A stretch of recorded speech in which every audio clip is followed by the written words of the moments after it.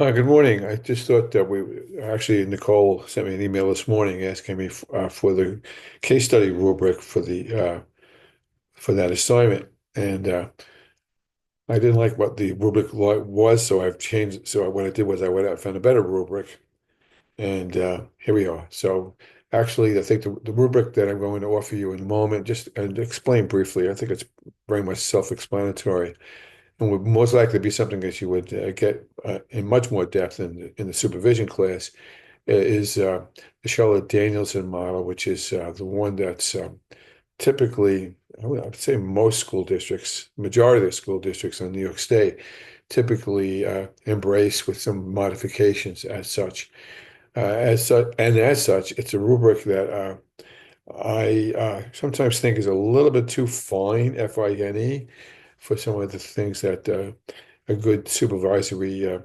uh, system would expect. But at the same time, what it does do, by research, I would also add, is affirm, validate that teaching is hard and that there are several pieces to it. So your assignment, as I stipulated in a quick Zoom video a couple of days ago, is that you're going to watch one of the videos that I offered up in the YouTube link from a couple of days ago. Pick any one you want, and then you're going to really watch it twice in certain senses. One would be just to sort of get your arms around the whole with W, and then the second piece would be to more specifically home in on in this case, one of the frameworks, or one of the dimensions, I should say, that you want to speak to. Now, if you want to do all of them, go for it. But I also would say you're probably going to get lost in the trees for the forest if you try that too much. So I would recommend, and I'm going to demonstrate it in a moment, that you concentrate on one of the dimensions, not to the exclusion of the other ones, because they're all really can't be ignored. But in terms of um, supported and research-based supervisory practices, where you're in essence trying to change teachers to engage these premises routinely in their instructional arsenal, that would be uh, you would want to probably concentrate on one. I would recommend either the actual premise of engagement or the actual premise of accountability or evaluation. But that's not, I'm not putting a gun between your eyes to do that. You do what you think is that works for you so that you can get your muscle started on that. So what I'm going to do is pull up the link. Now, I have given you the link in three different places. I gave you the link in an email link that I sent out a few minutes ago. I gave you the link in the announcements, which is it's obviously in Canvas. And I also gave you this very same link in the pages option on Canvas. So you have it in three different places. And so you merely open it up as I'm going to do for you in a moment. And then this is where I always bog down myself. So give me a second while I pull that together.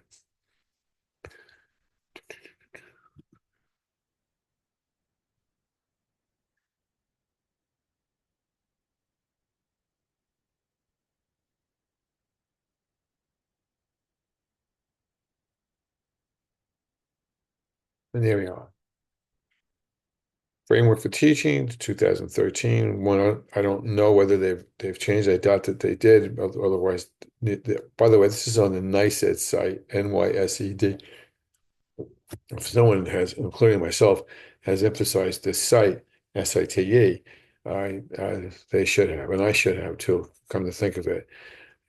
NYSED stands for New York State Education Department, and that's the Mecca, the Vatican City, the center of all of what New York State does in terms of steering its educational systems uh, from really just about in any corner of a school system's existence, so to speak.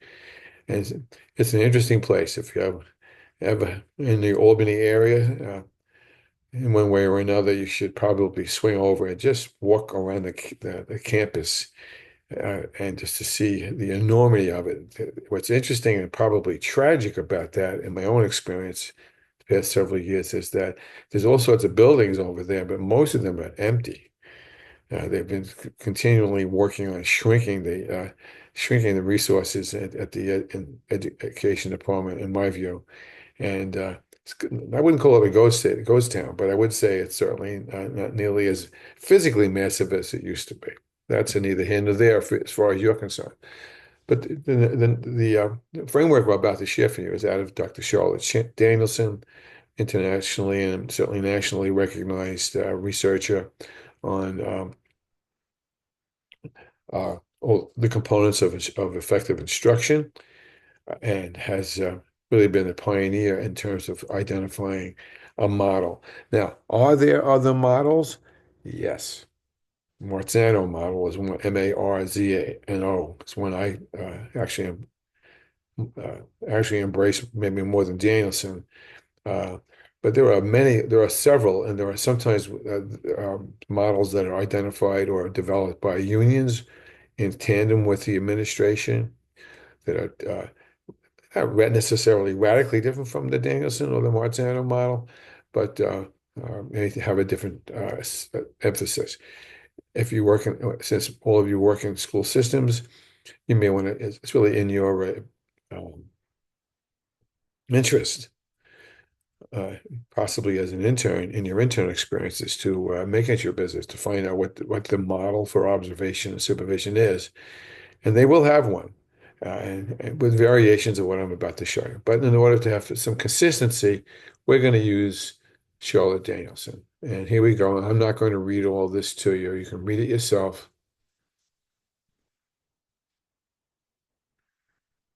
And essentially, I used the word dimensions a minute ago. The better word that she would use would be domains. And essentially, what she's showing, arguing for, that there are four components of effective instruction: planning and prep, the classroom environment, instruction itself, the actual act of instructing, and professional responsibilities. I'm not going to go over them in great detail. I think that they're really done very nicely here. I just want to sort of give you the overview on this. You'll see that the language is also very clear. We're going to use this 2013 uh, model as such, and you'll see how the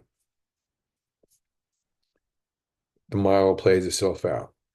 So broadly speaking, there are four, as I said a moment ago: planning and prep. That's probably something that I could do 30 hours on alone if I were teaching the supervision course instead of the change course. I could spend a whole lot of time on this. Uh, but the bottom line is it's all about instruction design. Namely, how do you deliver the instructional needs, meet the instructional needs of students, uh, and how you plan and prepare for it. Can't, I mean, again, then just you can't say enough about making that happen. Then there's the classroom environment, uh, how the classroom is organized. I have to say, in the beginning of my teaching days, before all of you were born, this was not a muscle of mine. And then I got very good at it, actually, uh, maybe out of survival, but also because I began to recognize its value. And how it's a saying in the Chicago slaughterhouses, of all places, that no part of the pig is wasted except for the howl, which is kind of a gross way to explain that every part of an animal that's slaughtered in a slaughterhouse uh, is used somehow or another in food production, and the same thing sort of applies to what a classroom environment is. I mean, the ceiling, the floor, the walls, uh, the desks. Think of something that doesn't apply, but it's a physical environment for sure, but it's also about the systems with a small s that must be in place for assuring that you're maximizing the time. Madeline Hunter, which has another model I would very much advocate for you. Madeline Hunter. Uh, Madeline Hunter had a saying that went something like this: that time is the coin of all teaching. A teacher makes upwards of 300 decisions a day. I think I've said that to you more than once. whether to call on Johnny or call on Mary, or whether what kind of question to ask, or when to stop something. You can imagine yourself how that operates.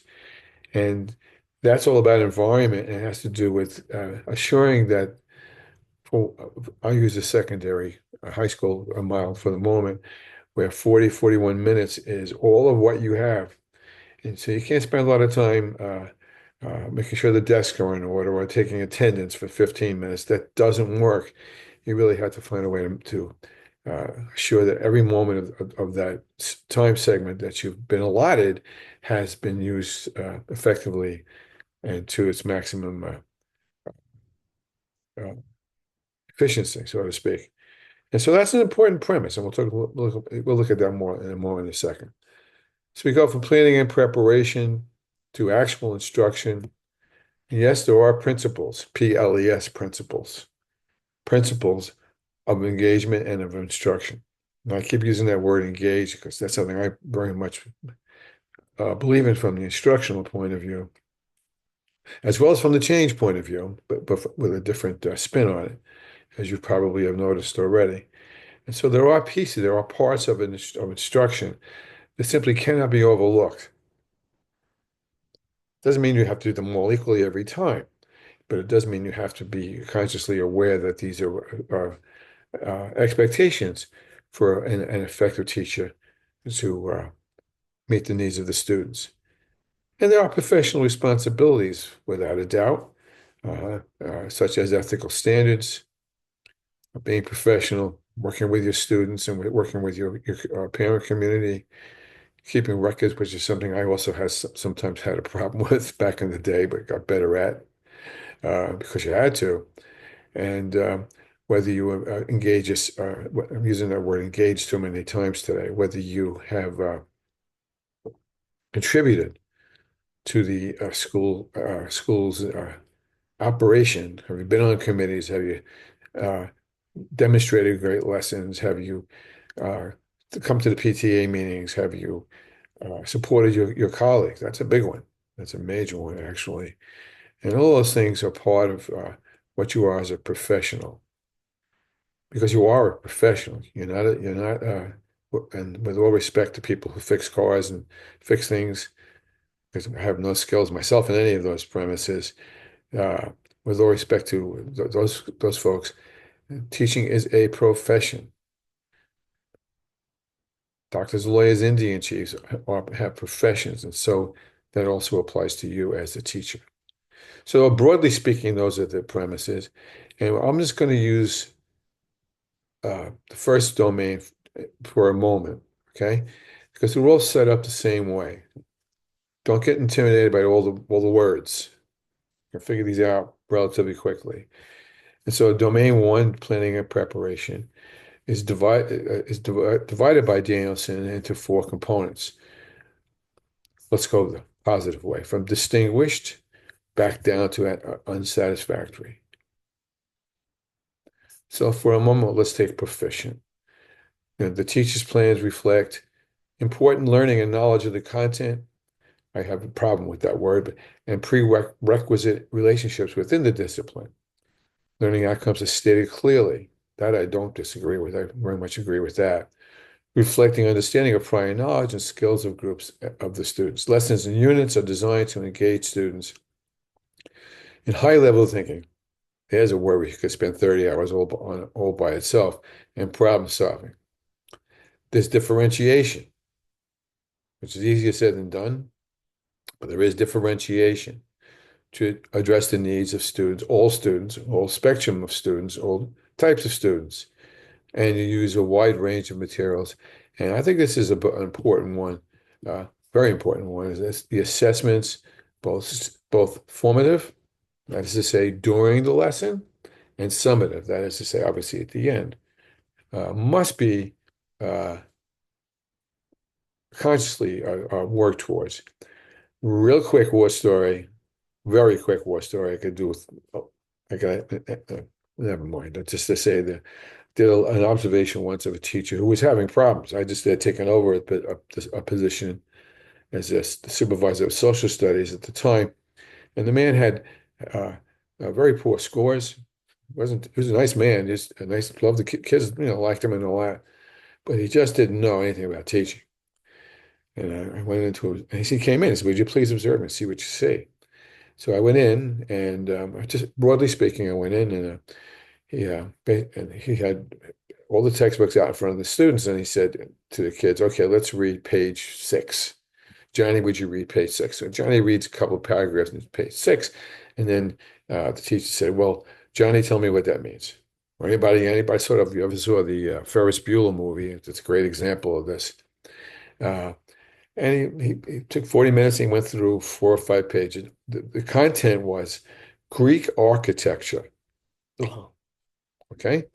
Now, if you're taking Jeopardy, you're going to go on Jeopardy, and you need to know what the Doric columns are. But that wasn't the purpose of what that lesson was about, I didn't think.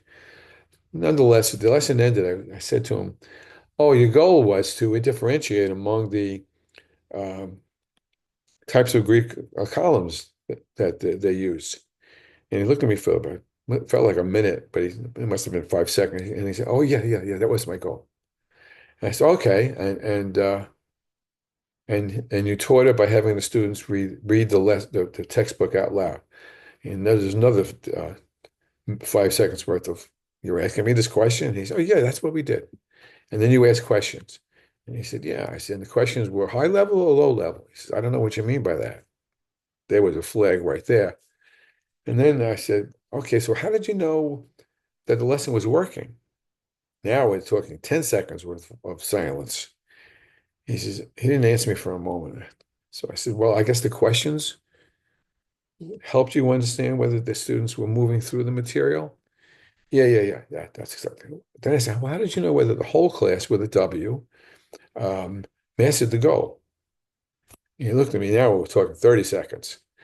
And he said to me, this is a quote, "You mean you want me to evaluate every student and the whole class's mastery of the goal? Well, I give a test.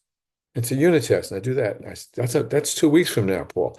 I said, "Tell me, how did you know that lesson worked?" And he didn't know.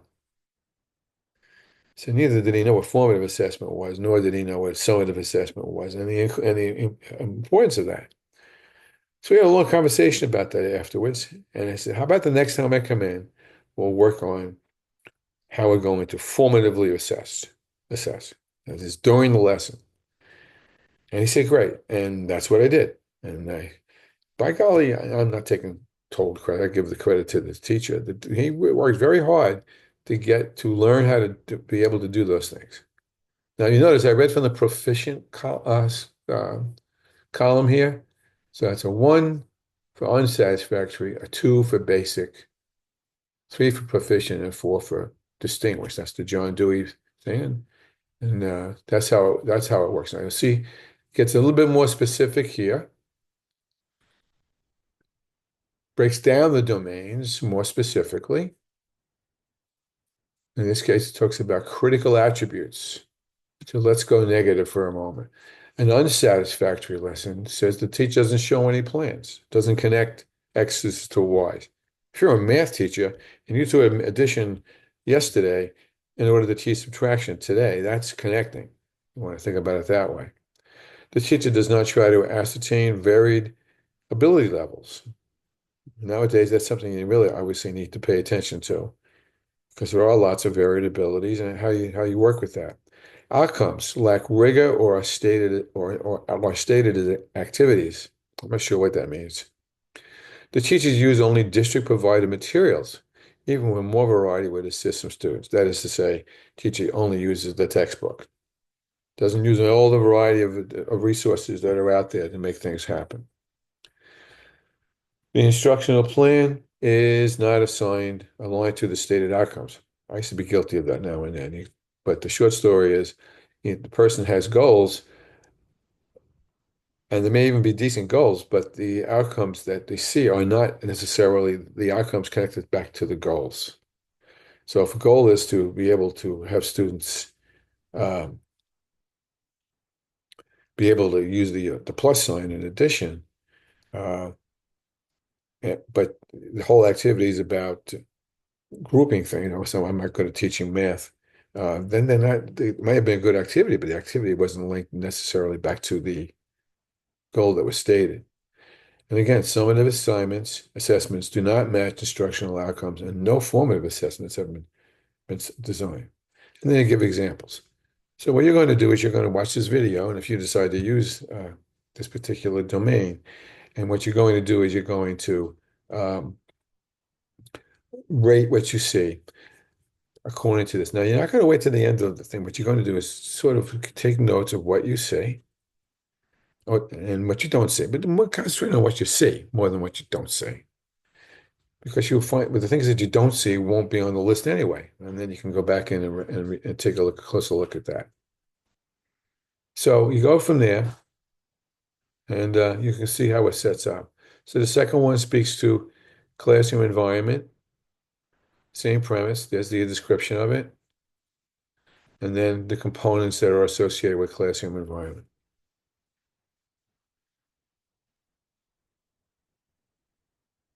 You see, this one's a little bit more detailed. Now, in doing this assignment for me, you might want to, say, well, where do I think I need to get more muscles in order to help other teachers change and improve what they do. And that's where you may want to take yourself. Because see, this has three components. So clearly, old Charlotte thinks that this is something with a lot of importance. It has four components. Forgive me. This is about classroom environment. Oh, look at that, five. I forgot all these things.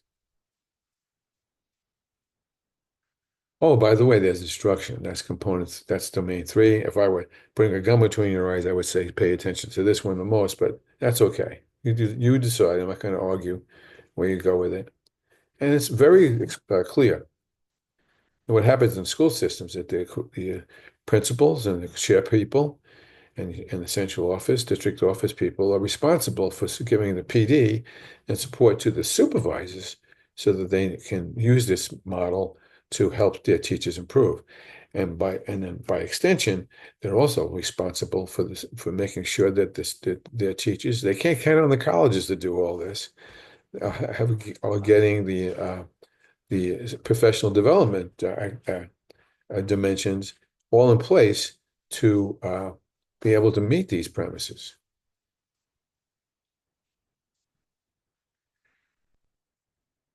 So there you have it. It's all there. And then you go over to the next premise, which is professional responsibility. I don't think you're going to see that so much in the particular lessons you're doing.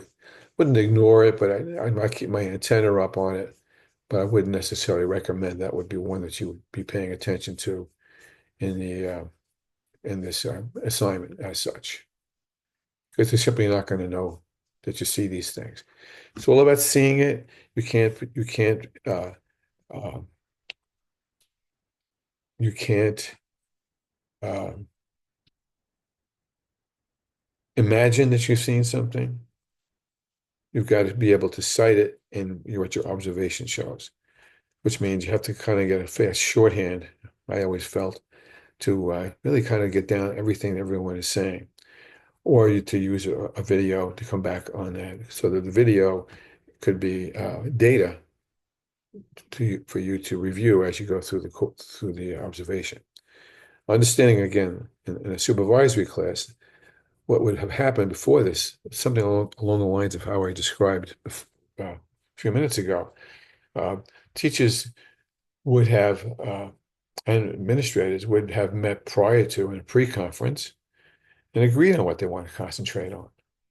There's a wrinkle to that sometimes, and the wrinkle to that is that if we see a real need for systemic change, let's say accountability, evaluation, then you're going to need to um, in the pre-conference say, well, yeah, oh yeah, tell me what you think about how evaluation works.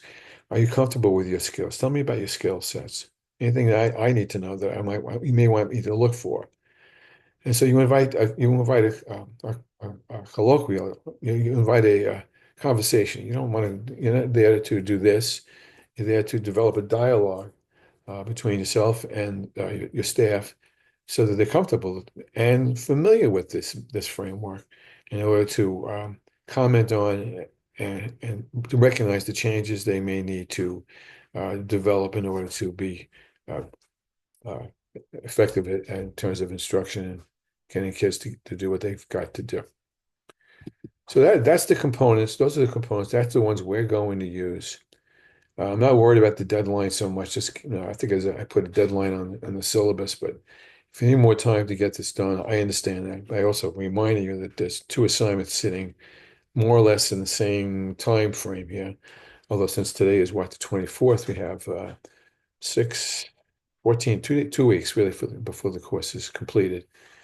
But don't let the grass grow under your feet because suddenly you'll say, "Oh my heavens!" I'm also going to be post a couple of briefer videos than these about some more about capacity building in terms of change issues, but they'll be connected to the videos I've done the last several weeks, but a little bit more specific about some of those capacity issues that you all have been very eloquent about as far as understanding how you see their priority.